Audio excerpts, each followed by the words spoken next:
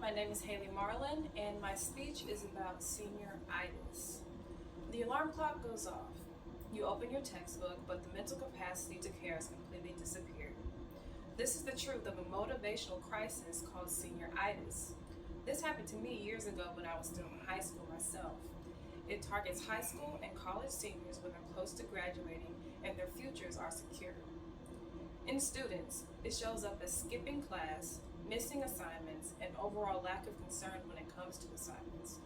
Senioritis is driven by a mix of burnout and end-goal mindset.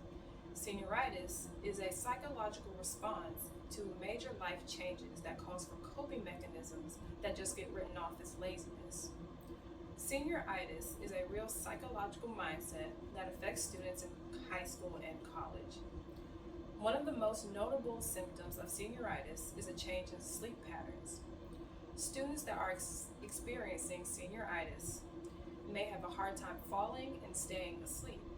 This contributes to tiredness throughout the day, according to Atlanta Wellness Collective 2026.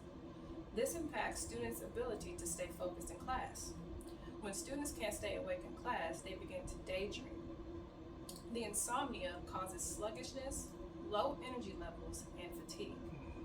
Ultimately, this causes students' academic performance to dwindle and forces students to start procrastinating, according to Wallace and Van Dudson 2024. Usually what follows after insomnia is feeling physical fatigue when it comes to academic work.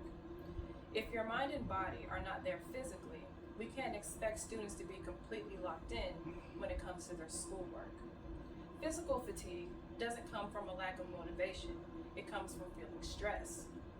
It doesn't always look like physical pain. Physical fatigue can manifest as being heavily drained or dehydrated. In the final months before a student graduates, students are filled with anxiety. Taking breaks and getting up and moving incorporates exercise to solve this issue. This helps fight academic disconnect. An issue that goes widely unrecognized in the conversation surrounding senioritis are students' changes in diet combined with weight changes. This is another area of senioritis that can manifest in students. Many students have reported changes in appetite which show up as eating more high-calorie food, like junk food. On the other hand, students have the opposite thing happen, where they consume less.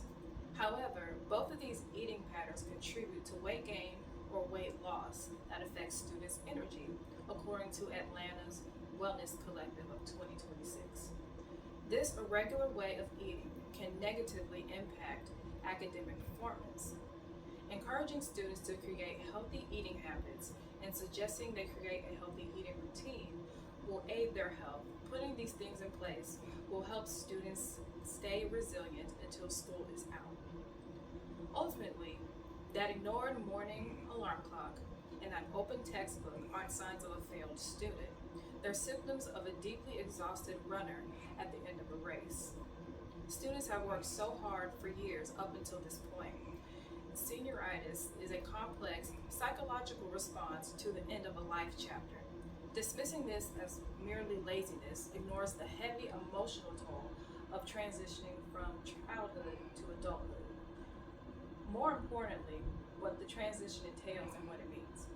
By creating steady routines and targeting coping strategies like setting small goals and maintaining healthy routines, graduating seniors of high school and college can successfully close the gap between where they are and where they're going. Overcoming senioritis isn't just about protecting your final GPA. It's about building up the resilience required for the next chapter of your life so you can put your best foot forward.